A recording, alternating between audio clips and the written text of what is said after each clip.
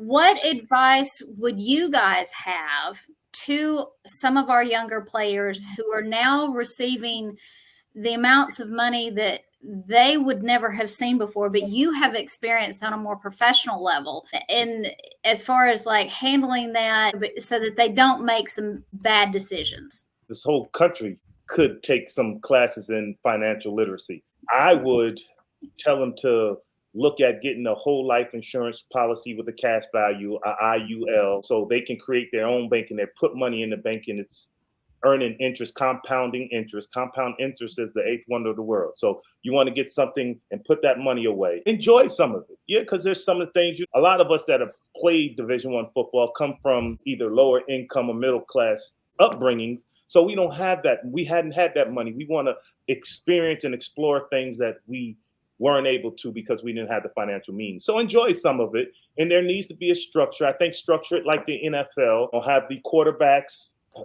make a certain amount of money for IUL, then the left tackles, then the receivers, based on position, and then kind of tier it like that. But there has to be a structure. It needs to be tiered. Back when we all played, we didn't have NIL. When they had three channels.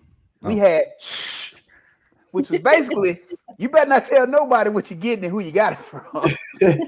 So back then, we didn't have to pay taxes. They have to pay taxes on this money. So I think that they do need to take a three-pronged approach to this. You know, give them one third being banked for taxes, and then another third going into some type of annuity account or something where they can get this money later in life. But I think giving it all to them now definitely is going to prove to be problematic, because you give a kid $100,000 now, he's going to spend $100,000, and then he's going to turn around and owe the government around $40,000, and that's going to be a problem for him, because now he's trying to figure out where I get this other $40,000 from. So now he's taking another NIL to pay this tax person. So basically, you're going to screw a lot of these kids because they're not prepared for that. So what are taxes on a Lamborghini again? About basically one third the value of the car.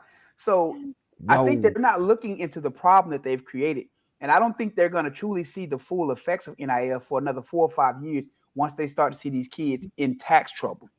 Once these kids start to get in tax trouble, I think then you'll see these universities step up to the plate and say, we need to do something, because their players are getting locked up for tax evasion.